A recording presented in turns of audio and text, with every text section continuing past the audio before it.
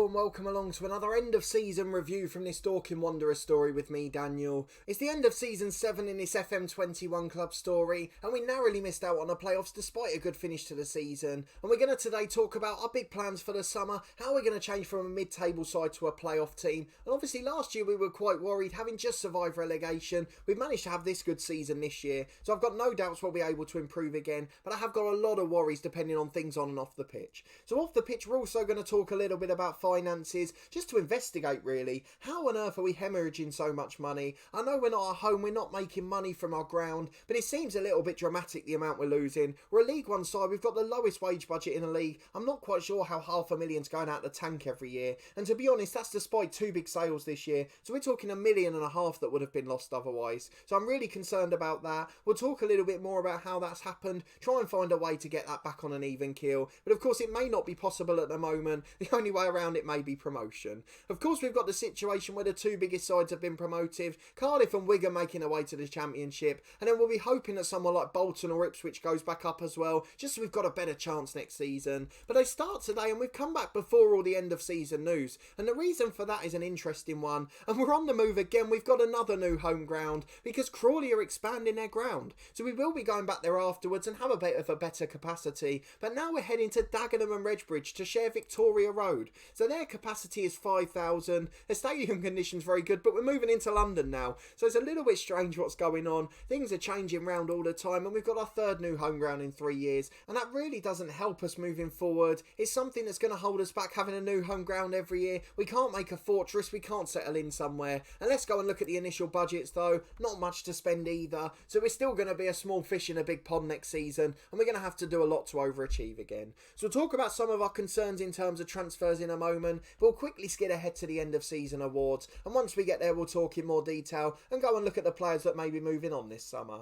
Okay, this is what we were looking for. We've got our end of season awards. Let's have a look at what's going on here. So players inducted into our overall 11. Central defender Jack Walker, after 2 years on loan, he's the one who's joined the club this year, so well done to him for matching that up. We're still in the old formation there. I'm sure that won't change for a little while yet, and obviously the players that led us to those first 2 promotions will always be at the top of the chart there. Moles and Smith in the middle though, good to see that they're getting in there. Let's have a look at our best 11. Where are they now? A few players retired, to be honest, probably 6 or 7 of them now, but otherwise a number still involved in football, though not many of them involved here at the club. Just the 3, James Simpson, Matthew Smith and Stefan Moles, and aside from that the rest of them have all moved on. Look at our end of season awards. Matthew Smith given Fans Player of the Year again. You'll obviously get to vote for yours in a minute too. We'll look and see who won the award last season as well. John King Young Player of the Season, Stefan Moles with Goal of the Season, and Matthew Smith joining permanently, obviously Player of the Year, and also signing of the season too. Of course the fans were going to vote for him. In terms of our season review, a good job according to the media. We were expected to be mid-table and almost snuck into the playoffs there. We did have ultimate embarrassment in the FA Cup though, going out to Ebbsfleet of the National League in the first round. That was a home in a replay too,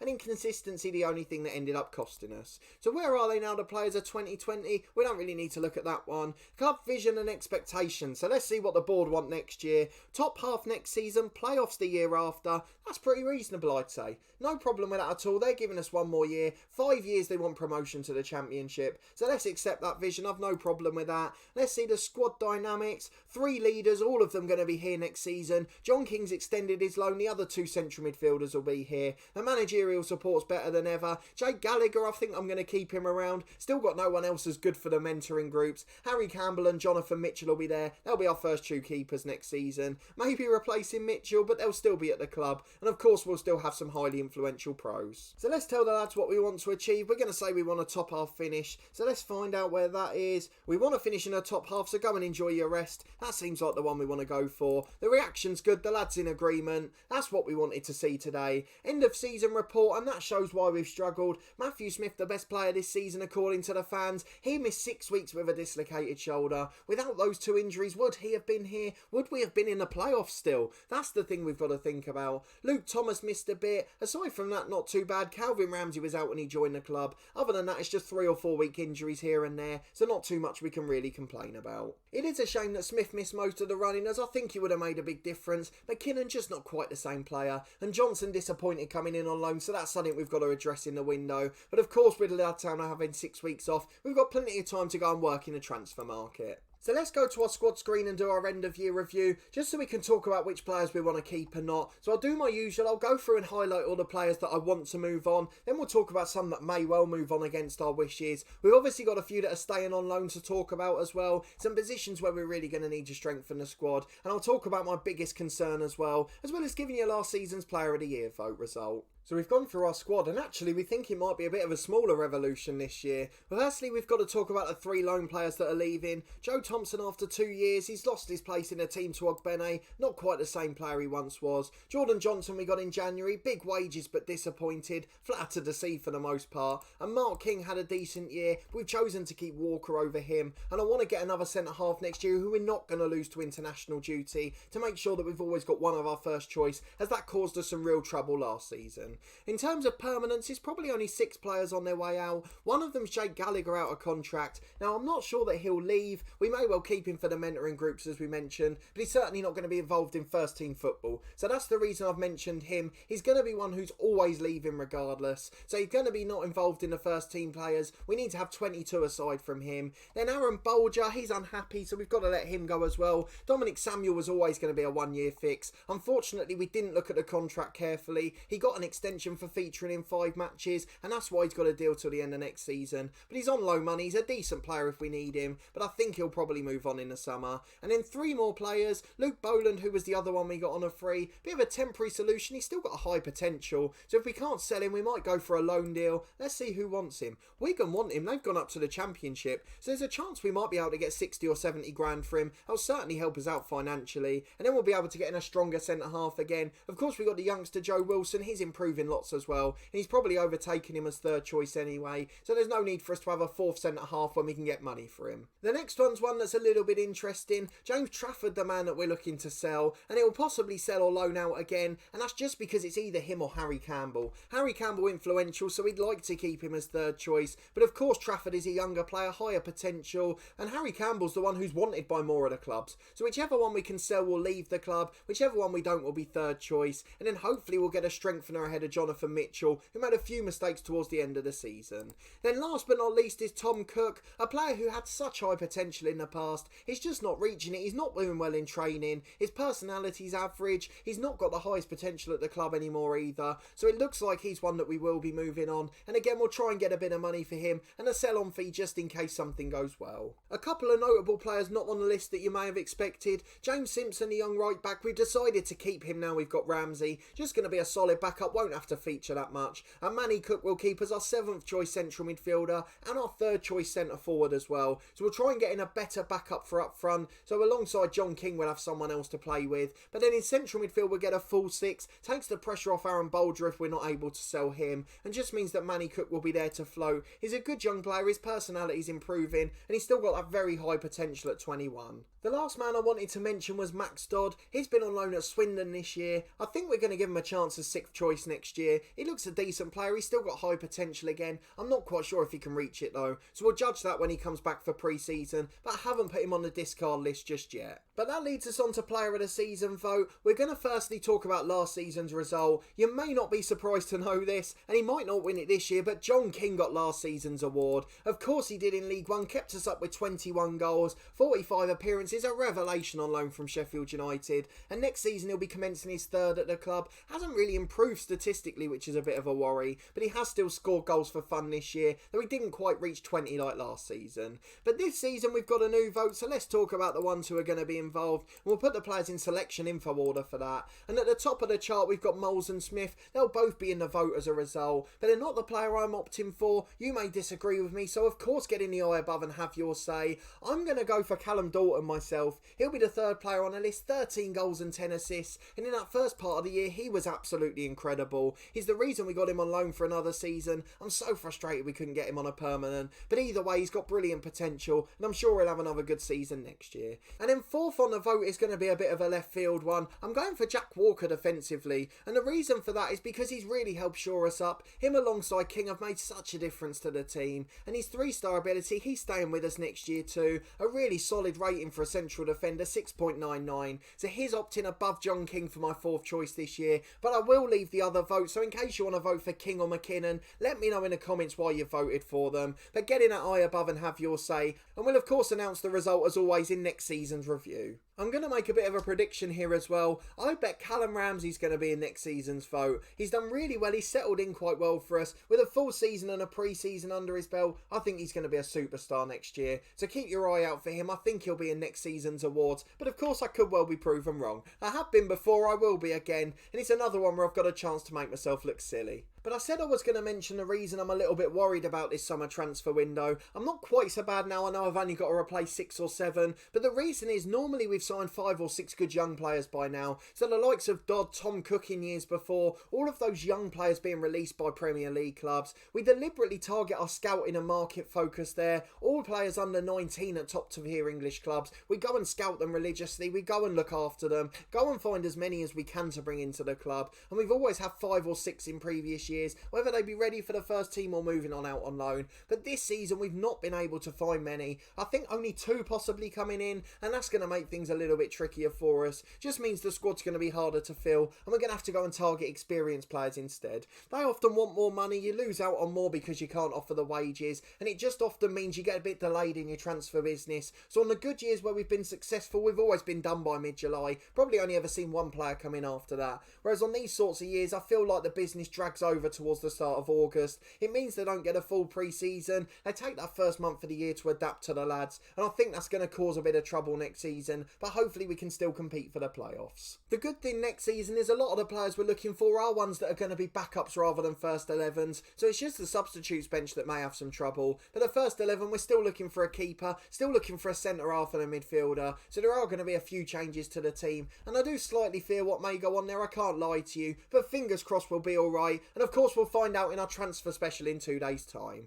But finally, before we go and do our usual competitions review, I did say I was going to look at the finances quickly, and I'm just trying to work out where all the money's going. I know wages has been a bit more of an expenditure this year, particularly in that second half of the season, because we have had players on loan for more money, and I think Jordan Johnson's probably the biggest disappointment for that. But last month, or this season in fact, let's look at where the rest of the money's gone. Staff wages is very high, so we may well get rid of 1 or 2 on the staff in front, but that really does help us at this level. We've got a low playing payroll by clubs at this level standard. Actually is less than our gate receipts normally, despite being over at Crawley. So that may change next season with Dagenham, a bit further for some of our fans to go. But the one thing I do want to focus on is getting a good behind the scenes team, working on bringing in the best possible youngsters, working on improving the young players we bring in. But of course at the moment that's causing us some trouble, and bonuses and tax very high as well. Non-footballing costs is 250 grand, the loan repayments are costing us about 10 grand a month too, so all these silly things costing us money. Is there anything else that's a significant expense? Doesn't really look like it, just other and non-footballing costs.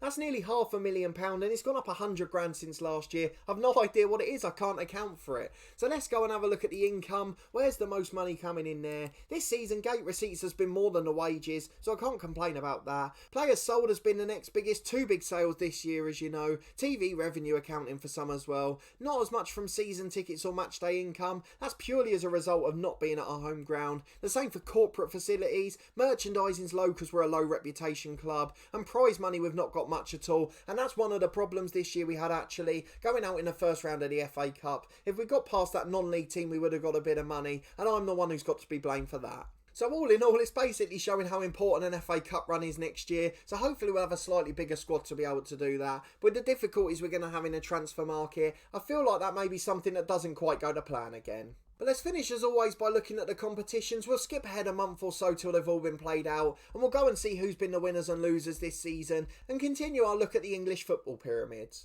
Well, we're back a month later. I can confirm Notts County have been promoted from 4th place. They're the other team going up from League 1. But let's go to the Premier League to start the English pyramids. Manchester City, the holders, won it for the first time in 4 seasons there. Chelsea, Arsenal and United at the top, still the same big 6 there. Everton pretty much regulars in 7th now. Bournemouth always up there too. So a good season for them. Huddersfield, Burnley and Reading go down. Burnley have been a bit of a yo-yo club in this series, so no surprise to see them going down. They always seem to be underrated in Football Manager. What I do do want to point out here is outscoring the likes of Mbappe and being a top scorer in the Premier League. Derby's Kalantari, 23 goals, a 21-year-old Englishman. He's sensational. He's 81 grand a week. He's worth 62 million. It looks like one of the big sides is going to come and snap him up now. But what a player he is. Derby have got a superstar there. They got him from Fulham for not much money. It's 13.75 million. That's going to be the biggest bargain in their history. They'll probably get nearly 100 million for him. What a fantastic player he's turned out to be. They've also got the player top of the assist charts. A 22-year-old Portuguese. Derby are a brilliant side.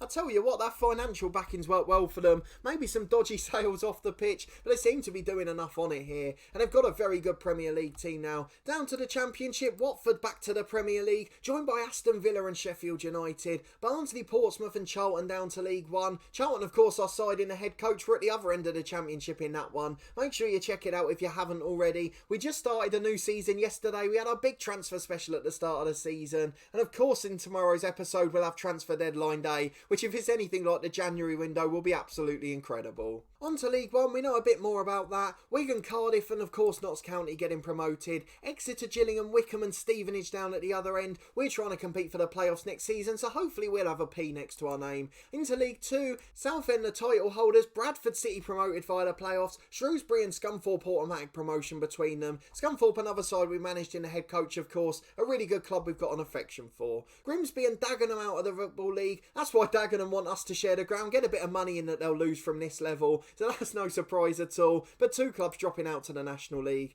In there, Fylde have been promoted to the Premier League, Rochdale breaking a 100-point barrier at the top. Hereford, Kettering, Harrogate and Merthyr at the other end, they're all back down to the regional leagues. In the north, Leicester who's gone on there, Gateshead promoted via the playoffs, FC United and Manchester won it. Chorley in between them but lost out from second. Four clubs going down and Macclesfield are one of them. Macclesfield, a League 2 club at the start of this series, they are dropping down to the 7th tier out of the playable leagues at this game. That is devastation for them, and it wasn't close either. 33 points, 11 behind safety. Their key player Simon Brazil still getting nearly £1,000 a week. What an underachievement from them. That is devastating for Macclesfield Town. They're going to be playing in the non-playable leagues. In the National League South, the final one of the English pyramid here, Kingstonian, Brackley, Concord and Truro down, Braintree and Havant and Waterlooville up. Barnet lost out in the playoffs, they're still stuck down in the National League South. Other than that, no real surprises at either end. But let's go and have a look at the cup competitions too. So the FA Cup first, Chelsea beat City in the final, the big side's back on top in that one. In the Carabao Cup, Tottenham won 1-0, first one for them in this series. And in the Community Shield was Chelsea as well. The Leasing.com Trophy, City under 23. I'm sure the attendance wasn't good at Wembley for that one. The FA Trophies, Yeovil, they've won despite being stuck in the National League, so a pretty unsurprising season all round. And looks like our friends Nottingham Forest have had their second boring year in a row, so we may well have to start ignoring them now. 11th place in the Championship, any big cup runs or anything? 4th round of the Carabao Cup, 4th round of the FA Cup. It looks like Nottingham Forest are a boring club again, unfortunately after entertaining us for 5 years. Let's finish off as always by looking at the Champions League, and of course we'll look at the Europa League as well. City beating United in an all-Manchester final. City winning it 3 years in a row at the start of the series, back after a 3-year absence there. Of course they won't be doing that in real life barring an appeal. They've been banned from the Champions League for 2 seasons. The Europa League, is it going to be English again? It's not, it's all European. Porto beating Bayern Munich in the final. What about the Europa Conference? Ajax beating Marseille in the final. We saw a lot of Scottish dominance in the past there, but none of them featuring in a final this year. So a really good season for us, a decent season in English football, but not as many surprises as we'd like. If I've missed anything or not spotted something, let me know down in the comments as always. I think Macclesfield probably the biggest surprise for us, but they have got financial troubles in real life, and it looks like they've caught up with them in Football Manager. But as always, if you did enjoy this episode and end of season review, please do put a thumbs up on the video. Let me know in particular if I missed anything on the finances screen, any other reason or something I can address to help the club stay afloat, because it is a bit of a worry for us at the moment. Only Championship promotion can really solve it. Let me know what you thought of my squad review as well. Is there anyone that you think I should be selling on that I haven't? Or alternatively, should I be giving the likes of Tom Cook another chance? I might have to if I can't find the players in the window. And so far it's not looked very good for us. Just a couple couple of players joining the club so far. If you haven't already, subscribe to the channel for daily FM20 content from both of these long-term stories. We'll of course be back on Tuesday with a massive transfer special from Dorking Wanderers, and tomorrow, as I mentioned, we've got transfer deadline day in our Tycoon head coach series. It's all fallen into place. We've joined a Tycoon club in our journeyman save, and we've got transfer deadline day with loads of transfer budget remaining, so I'm expecting fireworks in that one. If you haven't already, get in the eye above for your end of season player of the year vote. Let me know who you think's been the star this season, and we'll of course feedback at the end of the next season. But a massive thanks for watching this one and your support with this series for another year. I really do appreciate you continuing to watch, and I hope to see you next season for another big one with Dorking Wanderers as we try to challenge for the League One playoffs.